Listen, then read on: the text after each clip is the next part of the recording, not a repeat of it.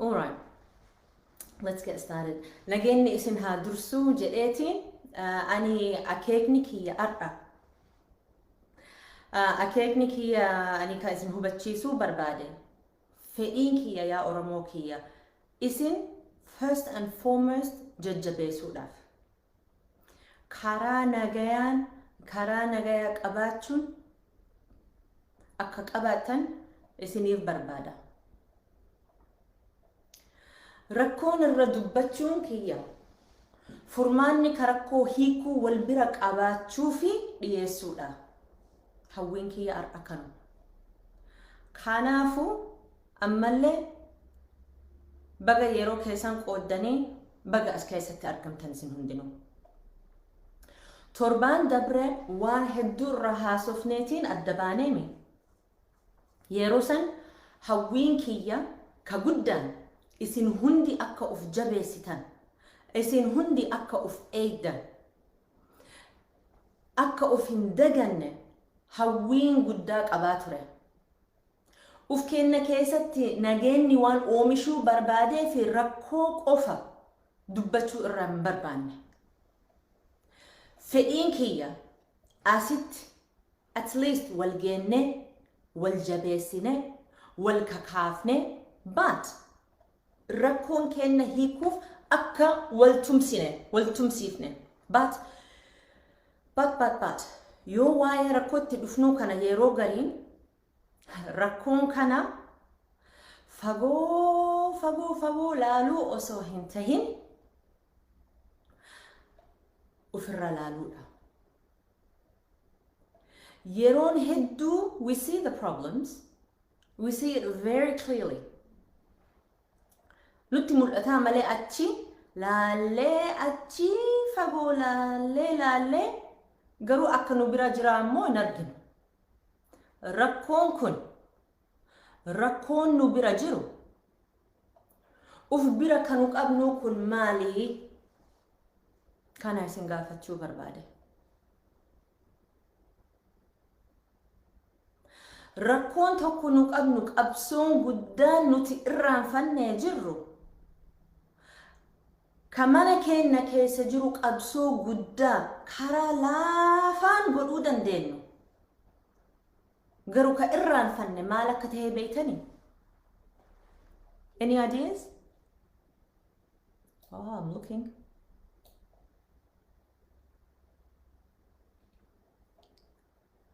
Qabsoon karaa hundi ta'uu qabdi.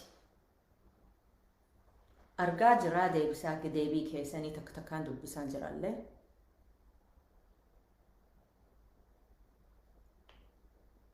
Maallaqaan gargaaruun qabsoo.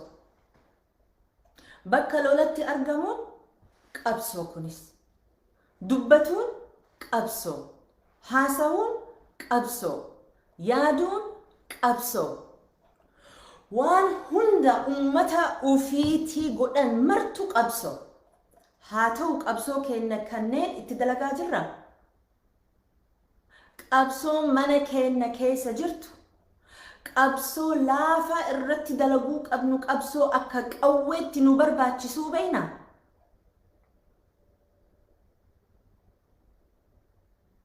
Akkanuma isin yaadachiisuu barbaada. Qabsoon mana keessa akka qawwee itti fayyadamuun nurra jiru mana keenya keessa odoo hin bahin mana keenya keessatti maal inni beektanii?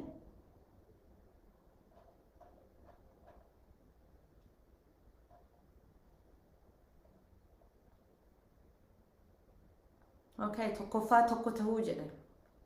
Hin jiru jedhan. So many deebii keessanillee dubbisuu dhugaa dubbachuudhaaf hedduu nama gammachiisa. I'm very interested. Maal inni wanni sun ka mana keenya keessatti odoo hin bahin afaan Oromoo keenya kanaati. Beektanii qabsoon guddaa keessattuu nuti warra alaa qabsoo guddaa ka mana keessatti jalqabnu qabnu garuu dagannee jiru. Guddaa number 1 qabsoo kan dagannee jirru that is ijoolleen kenna afaan kenna afaan inni mataa isaatuu qabsoodha afaan kenna isa beenaan akka feenatti ufirra dubbanne ufirra lolanna afaaniin alatti namni namummaan isaanii hin beekamu kanaafu afaan kanarratti dabaataa jirra afaan kenna ijoolleen kenna barsiisaa jirra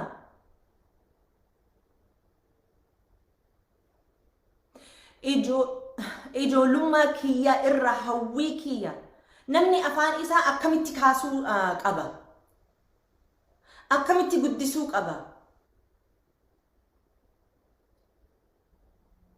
afaan kenna qabsoon kenna part of our qabsoo tahuu qabaa jechuudha ijoolleen kenna afaan kenna barsiifne aadaa kenna barsiifne akkasitti yoo goone qabsoo guddaa mana keenya keessa jiru teennee godhuu dandeenya jechuudha nuti keessattuu warra diaspora keessa jiru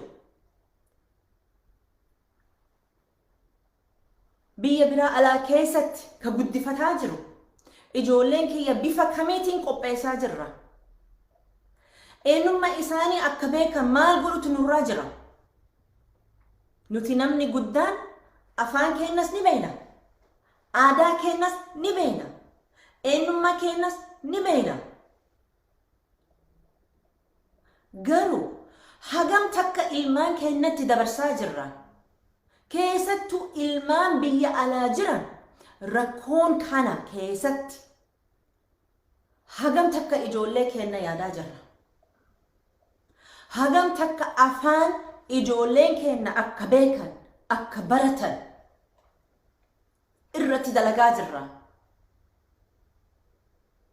isin hundinuu ani afaan oromoo beekaa bara sirritti afaan oromoon dandaha ani bar odoo na argite A+ argadhee bar afaan oromootiin so what pointi bu'aan isaa maali nama wajjiin sheerii yoo godhuu dhabde waan harkaa ofii waan uf keessa qabduu kana nama wajjiin sheerii yoo godhuu dhabde maal inni bu'aan afaan sun kate haasoftu ka haasaa jirtu maal inni bu'aa kan keessan ka ijoollee afaan oromoo haasa'uu hin dandeenye yeroo argitu ka isaanii gadi qabdani maal inni ka ati afaan oromoo haasa'uu hin dandeenye ka isin jettan ka onnee isaanii kutachiiftan ani afaan oromoo beeka ani afaan oromoo dandaha bar ijoolleen tun afaan hin dandahanii bar Facebook gubbarraa baatanii sheeri like godhaa wal jettanii dhaamsa waliif dabarsitanii afaan keessan hoo sheeri godhaa like sheeri godha afaan oromoo keessan kana like godhaa sheeri godha afaan keessanii kana Facebook gubbarraa miti nama isin beektan ijoollee isin beektan wajjii sheeri godha like godha live isaanii wajjii isaanii bira dhaabadha amma nuti kanu hirribaa dhabnuuf kana beekuu qaban isaan barsiisuu qabna ijoolleen keenya maalirraa jiranii ijoolleen keenya qabsoo garsiisaa jirra number one odoo bakka biratti hin dabrin qabsoon afaanuma kana dabarsuu jechuuti ijoolleen afaan ofii yoo beekte innuu qabsoo guddaa tokkooti mee amma waa'ee dhimma qabsoo jenne yoo dubbanne namni waa'ee qabsoo beekuufi dura uf beekuu qaba qeerruma keenya kana irra haa eeganna yoo qorachuu barbaanne qeerroon keenya ka baateef ka lolteef ka dubbatteef ka tattaafatteef ka dhaabbatteef innummaa ufiitiif because why sababa maaliif jechu because eenyummaa ofii waan beekaniif diinni eenyummaa isaanii hurgufee hin danda'u garagalchuu hin danda'u gowwoomsuu hin danda'u. Ijji isaanii dunuunfachiisuu hin danda'an. Ijoolleen keenya kana biyya alaa keessatti kan guddifataa jirru maaliif barsiisuu qabna kana hunda? Wanti isaanii barsiisuu qabnu isaanis dhukkubbii keenya kana akka hiikan. Kana godhuuf garuu dura eenyummaa isaanii barsiisuu qabna. Eenyummaa ufuma kan kee beekuu jechuun pointii tokko qofaati. Nama biratti yoo dabarsuu dhabde mee yaa Rabbi bu'aa keessan maali yaa Oromoo? Wanti Oromoon adda baasu bitaa fi mirgaa miti uummata kiyya. Eenyummaa afaan kana haasa'u isaaniiti bar. Afaan kana yoo beekuu dhabde mee maasin jedhan. Ijoollee keenya eenyummaa isaanii barsiisuun afaanii fi aadaa isaanii barsiisu jechuudha. Mee amma isin haa gaafannu. Kateessanii afaan kana wajjin nama arrabsurra afaan keenya hagam takka qabanne. Eenyummaa ijoollee keenya barsiisaa jirra. Bifa kamiitiin qabeenya keenya gara isaaniitiif dabarsaa jirra. Akka nam tokkeetti yoo kana gaafachuu taatan, if you ask me, ka'an amanu yoo yaadu, especially warra biyya ala keessaa jiraattu, bilisummaan manuma keessa jalqabuu qaba. Nuti bilisummaa guddaa barbaanna. Bilisummaa argatuuf deemnas, argatuu barbaannas garuu bilisummaan mana keessaa irra eegala. Manuma keessan keessa.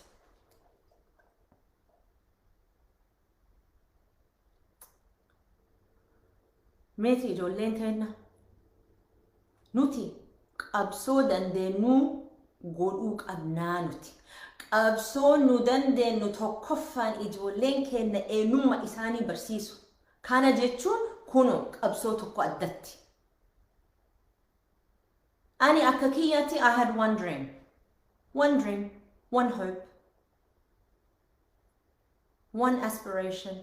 Hawwiin kiyya tokko ummata kiyya gargaaruu godhe. Ammoo namni tokko doktoraa tokko biraa yoo deemte doktorummaa taheef qofa sin gargaaru. Wanta akkallee sin gargaaru dhugaa dubbachuudhaaf. Rakkoo kan kee itti himatuu qabda yoo beekee si gargaara. Ani waan danda'u godhee jira. Godhe. Irratti akka isin jabaatanii ijoollee keessan barsiiftan malee akka dagattaniif miti. Yeroo hedduu gaafii fi dhaamsi kan argadhu. Community keessatti, hawaasa keessatti. Darda toltuu teenna. Toltuu teenna rakkannee jirra. Magaala kiyyatti ilaalina. Melbourne irraa akka dubbataa jirru qofaan isa hina. Biyya meeqarra namni na bilbilan. Community kanaa nuu tolchi. Kootu nama waliin nuu fidi. Nuuf qabi. Toltu nama walitti nuu fidi. Dubartii akka keessa waa cufaa godhuu dandeessu. Mee dubartii teenna irratti haa kaayannu. Aangoo isinitti kennina. Waan barbaadan isiniif goona. Hawaasa keenya kana nuu gargaare. Politika kana keenya nuu gargaare. Jedhanii gaafii jedhu malee guyyaan tokko daa'imman teenna kootu nuu gargaarii namni jedhu hin argine. Daa'imman teenna bar ar'a qeerroon maal nuu dalaydee mee maal nuu dalayde. If waan meeqa nutis argisiisan kanaafuu qeerroon mana keessa qabnu wallaahi lakkaayutti hin jirru hedduu na gaddisiisaa jira. Qeerroon ijoolleen keenya kun qeerroo boruu. Ar'a garuu maaliif bakki hin kennineef? Ijoolleen keenya maaliif daganne? Maaliif hin barsiifne? Maaliif eenyummaa isaanii hin beeksifne?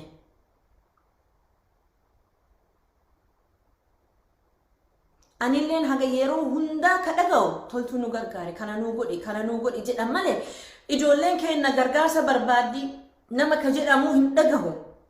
baay'ee na gaddisiisa. Baay'ee tokko. Dagannee jirraa jennee yaa ummata kiyya ijoolleen teena wallaala deemuun isaaniin kun salphina guddaadha. Eenyutu itti nu gaafata? Eenyu gaafachuu dandeenya? Eenyu loluu dandeenya? Oromoo keenna dalagaa nurra jiru haa dalaynu. Qabsoo biyya keenyatiifis lolataa mana keenya keessatti illee qabsoo karaa laafaan godhatuu dandeenyu haa goonu. Mee of haa gaafannu. Mee hundi keessanuu ar'uma mee of gaafadha. Mee daa'imman tiyya eessa jirtii jedhaa of gaafadha. Ani wanti isinii himuun qabu. Qabsoon kun mana keenya keessatti laafaadha. Rooba isinitti roobu. Aduu isiniin tumu. Mana keenya keessatti yoo sitti qabbanaa'ee air conditionii banatta. Yoo sitti qabbanaa'ee nu hiitara banatta. Yoo isinitti oo'e air conditioning illee banattani. Karaa laafatti barsiisuu dandeenya. And to be honest, barsiisuu dhabuun keenya immoo baay'ee it's really sad. Akkam haa goonure? Akkamumatti mee ijoollee yoo nu hin barsiisne eenyutu nuuf barsiisa? Ana kitaaba harkaa qabna. Hono anis kitaaba irratti isinii dalagee we've done all of this stuff. Isiniif kennee jiras but kitaabni kumaatama yoo qabaattanis keessattuu ijoolleen keenya bira teennee barsiisuu jechuu ijoollee keenya odoo isaanii hin hifatin, odoo isaanii hin tuffatin, odoo isaanii ittiin aarin deebii deebisna. Odoo akkas koone hoo. And ijoollee keenyas aadaa fi eenyummaa isaanii positive association kan jedhamu positivity kan jedhamu jaalataa deeman jechuudha. And if we don't, yoo godhuu dhabne hoo ibidda guddaatu nu eegaa jira. Gudda. Ibiddi kun eegasi gubee booda u'uu hin jedhina yaa ummata kiyya. Kanaaf amma Itoophiyaa keessatti ministeera barnoota ajenda barumsa lafa kaayatanii jibbiinsa Oromummaa kanatti fufuu barbaadan. Qawwee caalaa Oromummaa karama hundaan keessattuu ijoollee keenya irra kan ka'e ijoolleen Oromoo hundi akka uf jibban karoorfatanii jiran. Rabbiin ija hamtuu ijoollee keenya irraa haa qabu. Ija hamtuu nurraa haa fageessu. What tactic do you think they're doing? Nutuquudhaaf qawwee iyyuu isaan hin barbaachisanii bar. Teennee asitti odoo Facebook teennee laallu. Duuda keenya duuba ijoollee keenya ajjeesaa jiran. Namni eenyummaa ofii eega wallaale. Akkamitti bifa kamiitiin jiraatuu danda'an? The worst thing we can do, just casually, inni Oromoo jibbee jira, inni Oromoo tuquu barbaada, so what? Nama hunda hubachiisuun bu'aan maal qabdi? Furmaanna furmaata yoo nu fiduu dhabdee bu'aan maal qabdi? Akkanumatti dubbachuu jechuun bu'aan hin qabu bar. Ijoollee maqaa ofiitiin afaan Oromootiin yoo himatuu hin dandeenye ani Oromoodha jedhanii saalfatumaan deemanii jechuudha. Kanaaf itti gaafatamaan eenyu? Afaan keenya karuma hundaatiin eeguu tiiksuu qabna. Pointi kabiraa kana isin hubachiisuu barbaade waa'ee social media kanarra kana dubbachuu barbaade. Amma ani platform social media lama qaba. Sadi qaba ammoo ka harka guddaan kan itti fayyadamu lama. Tokko akkuma as gubbarra na argaa jirtanii tokko Facebookidha. Facebookin qaba. Facebook kana irratti namni na hordofu irra caalaa nama Oromoo kan afaan Oromoo haasa'uu danda'udha. So platformi tokko kun kan Facebookidha. Platformi kan lammataa Instagram. So platformni Instagram ni kun kana irratti namni anqabu irra caala namoonni Oromoo ka afaan Ingilishii haasa'u. Keessattu ijoollee dargaggoota Instagram irraa jiran, Facebook miti bara. Instagram, TikTok, Twitter kanneen fa'arraa jiran. Ani immoo ka Instagram keessa waan deemuuf jecha isaanillee Instagram qabanii ani ijoollee irraa kan argadhu afaan waan hin beeknee fi xiqquma beekuu sanillee dubbatuu saalfatan. Maaliif? Hin jajjabeeffamne gaa.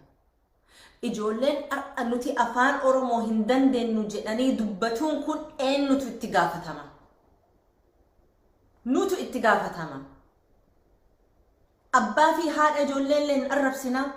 Isinillee hawaasuma isaanii keessa jirtan. Isinillee responsibility fudhachuu qabdan. Akka haadha yookiin abbaatitti yes duraan durse nutu itti gaafatama. Afaan English taking it for granted sin jedhan. Waan harkaa qabdu akka duwwaatti lakkooftan. Hanga harkaa sirraa fuudhanitti akka duwwaatti fudhatan. Akka duwwaatti ilaalan. Akka duwwaatti lakkaayan. Yeroo mazantu bu'aan hin qabu. Hanga isaanirraa fudhatan. Hanga sirraa hatame. Hanga sirraa fudhatamee booda.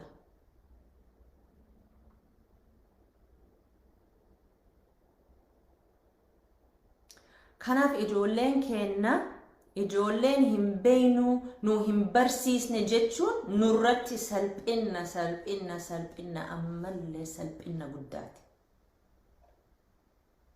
Platformi kanneen irra yeroo hunda irraa jiraame anillee qofaa miti isinillee maaliif qabsoon guddaan kun nu jalaa dhokate? Qabsoon guddoo ka baay'ee barbaachisaa garuu akka laafatti godhamuu danda'u mana keenya keessatti maaliif dhabna? Qabsoon karaa hedduun qabsoo yoo jennu mallaqa qawwee humnaan wanta hunda qabsoo gara hedduun godhamuu danda'a. Qabsoon karaa hedduun ni danda'ama. Eenyummaan ufii innuu qawweedha. Yoo ati ijoollee keessan qabatte kootume kuni aadaa keenya deeroo jettu. Siin jedhan. Nin beeka baran. What did you say, Mom? What? Oh, not again. Can you talk to me in Oromo tomorrow, please? Jedhanii sii deebisan. Way sittiin dhagahamu. Ijoollee kan kee waggaa meeqa ijoollee keessan afaan feetan itti dubbatan haajaa irraan qabdan just deema ta'adha deema waan godhuu qabdan godhaa jettanii ofirraa eega ariitan booda achii booda waggaa ijoollee eega guddatan booda haa jettanii aslaatanii achi laatan haa ijoollee hiyyaa afaan Oromoon beektu bar yoo isaanii arrabsee malee afaan Oromoon dhagahan because yeroo hunda isaanii waan arrabsitaniif jecha arraba afaan Oromoo sirriitti danda'an ijoollee afaan wallaalaniiti immoo lama arrabsuu beekan. Ajaa'ibaadha. Yeroon keessan eega fixatee booda hirribarraa hin ka'ina.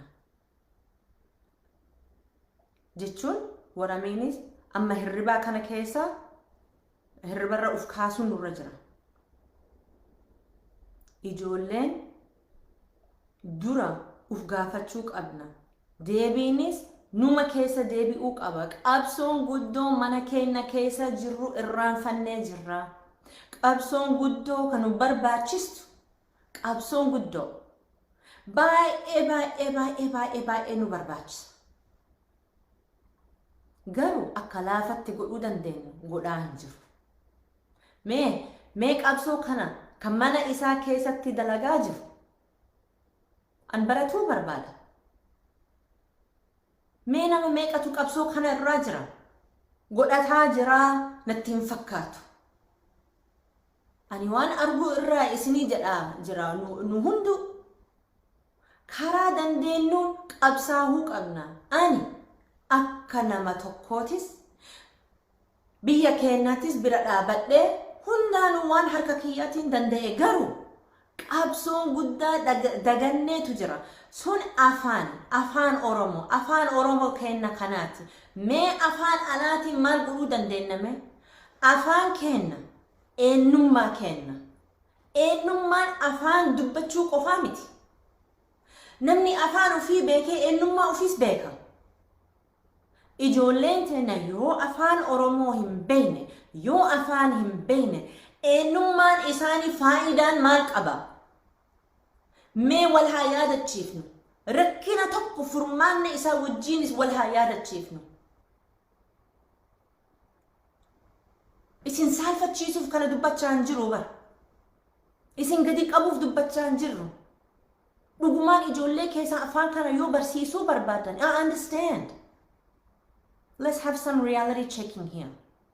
Take your head out of the ground and ask for the help you need. Don't pretend like you don't know. Hagam tokko akka ijoollee keenya akka jabeessaa jiru confidence qabname. Isin gaddisiisuun barbaadu. Isin gaddisiisuu jechuun as kubbarraan baane. Akka uf humneessine akka wal haa kaafnu jechuu as dhufe. Isin kakaasuudhaaf as dhufe malee isin gadi qabuuf jecha as hin dhufne. Dhaamsi kiyya as gubbarraa isinitti dhaqqabsiisee wanni guddaan sanuma. Afaan jechuun maal jechuudha? Afaan jechuun afaan kenna, sagalee kenna. Namni sagaleen alatti afaan hin qabne sagalee hin qabu. Namni sagalee hin qabne afaan hin qabu. Afaan sagaleen kenna. Sagaleen kenna akkam goonee guddifachuu qabna. Kun mana kenna keessatti godhuu hin dandeenya. Alaa hin baanu odoo alaa hin bahin. Manuma kee keessa, mana keessatti. Kennaa Oromummaa kana kan Rabbiin nuu kenne yoo ittiin fayyadamne maal jennee garagallare? Ka garagallee nama birarraa eegaa jiru. Sila ani beekumsa akka Dr. Muhammad Rashad Rabbiin isaa haraaramu akka beekumsa isaa odoo qabaadhee barani dachii akkana ol kaasuu danda'a. Ani bar Jawaar Muhammad akka dubbate sila anillee osoo dubbatuu danda'ellee dhiisi bara boo waa hedduu godhuu danda'a, waa hedduu dalaguu danda'a bara. Dhiisi natti dhiisi jettee akkas dubbachuun bu'aa hin qabu bara. Waan isaan harkaa qaban isinillee harkaa qabdan. Afaan Oromoo ka isaanii dubbatan isinillee ima qabdan. Anuu ka afaan Oromoo hin beekne bar amma toltuun afaan Oromoo ni dubbatti kunoo akkana taatii jettanii nafaarsuu irraa toltuun akkana, toltuun gaarii, toltuun afaan Oromoo haasofti. Do you think dhugaa dubbachuudhaaf dhalannaan afaan akkana haasaa ture isinitti fakkaata? No way. No way. Afaan Oromoo kana caccabseetuma akkasitti barachaa deemaa ture. Ammallee ima caccabsa yeroo takka takkaan. Akkamitti afaan kiyya fooyyesse? Akkamitti wayyaa'aa deeme? Jaalalaa keessan wajjin. Waan jaalalaa keessantu nu dhiibe. Ta afaan Oromoo xiqquma haasoftee malee wama isin beeytu san godhuudhaafi isinillee encourage na goote caccabsi dubbadhuu naan jettanii yoo sitti kolfine waan si jaalanneef jecha sitti kolfaa jirraa malee confidence kee cabsuudhaafi miti jettanii confidence kiyyaa kakaaftanii waggaa meeqa irruma deddeebi'ee tattaafadheetiin kunu ammas afaan kiyyaa suuta jajjabeeseetiin itti fufaa jira. Afaan sadaffaa kiyyaati kun afaan Oromoo. Ijoolleen keenya hoo akkuma jaalalaan na guddifattan ijoollee keessanis nagaan guddifadha. Jaalalaan guddifadha. Afaan Oromoo haala bareedaan, haala jaalalaan, haala stress kana lafaa kaa'ii please. Waan bareeda yeroo harkaa qabatta. amma fakkeenya mallaqa hedduu yoo harkaa qabaatte ijoolleen bu'aa mallaqaa san yoo hin beekne kuni baa mallaqa jettee ittiin aartuu bara yeroo mallaqa sanitti kennitu ni garsiifata kunoo mallaqa kana gartee jirta waa hedduu kana qabannee waa hedduu bitachuu dandeenya kana godhuu dandeenya jettee barsiifattee himattee mallaqni san yoo lafa darbanii isaan duuba deemtee lafa kaaftee isaanitti kennita suuta jettee ni barsiifattaa jechuudha. Waan bareeda waan gatii qabu waan gatii tokko harkaan yoo qabaatte suuta jettee jaalalaa wajjin barsiisuu dandeetta jechuudha. Afaan Oromoo kenna akkasitti ilaalachuu qabna. Akka waan bareeda akka wayina aaruun qabnu arrabsuun qabnu kana ofirraa haadhiif keessattuu ijoollee qulqulluu yeroo harkaa qabaattu nagaa isaanitti dubsi ijoolleen afaan Oromoo yoo dagatanii afaan Amaaraa garagalanii afaan Amaaraatiin yoo si dubbisan arrabsuun qabdu bagaluu dhuftee caccabsitee afaan Amaaraa san wajjin koottuutiin afaan Oromoo si barsiifne jettee barsiisuu nurra jira.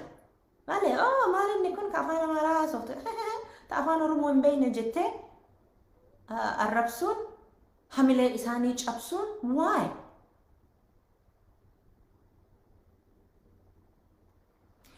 Kana irra wal haa jabeessinu wal haa kakaafnu diina keenna haa rifachiifnu yaa ummata kiyya fiixaan keennas haa taatu jiruu nagaya jiruu bilisummaa sabaati bilisummaa namaati bilisummaa manaati bilisummaa ijoollee sammuu isaanii keenna nuu haa dhaqqabu akkasumatti pointii kanaa irra asumatti raawwachuullee hin barbaadu. Kanaaf itti fufna har'a asitti dhaabne torbaan dhufu sa'atii kana ka fakkaatu keessatti walitti deebine torbaan har'a live kana itti haafuuf qabadhaa yaa ummata kiyya. Dhaamsa kiyya kana qabadhaa dabarsa ijoollee keessan ammataa jaalata waa haatitiyya yeroo afaan Oromoo haasoftu waan gaariitu dhufaa jira jedhanii mataa of keessa haa qabatani malee afaan Oromoo dubbachuu eegaltee bar uf eeggadhaa bar abbaan waan sitti darbuun oolu waan kakaasuun oolu jechuu irra afaan Oromoo positive association kana ijoolleen jaalalaa afaan kana jaalalaa aadaa keenya jaalalaa afaan keenya jaalalaa waan Oromoo cufa haa qabaatan. Torbaan har'a walitti haa deebinu walitti deebine dubbiin kana cina sa'a keessatti hin fixamu war ammallee dubbillee gurra keessanitti guuruun barbaadu kan fedhu furmaanni hiika solution options aspirations kana isiniif barbaada yaa ummata kiyya. Waan hamaa waan hedduu kanama gaddisiisu kanama aarsu kanama dhibu hedduu akka asnirra roobaa jiran hin beeka bar yaa ummata kiyya. Anillee waan si gaddisiisu tokko akka sirra bu'ullee hin barbaadu haala gaddaatiin sirra bu'uun feene ani. So fedhiin kiyya akka wal kakaafne akka wal jaalanne akka wal yaadachiifne akka walitti dhufne akka hawaasatti ijoollee keenya kana gatii isaanii akka kenninee fi ifaa isaaniif akka goonee barbaada. Kanaafuu mee walitti haa deebinu turtii gaarii isiniif hawwa ar'umaa fi I think that's my message for today. Halkan gaarii isiniin jedha nagaan oolaa fayyaa tahaa.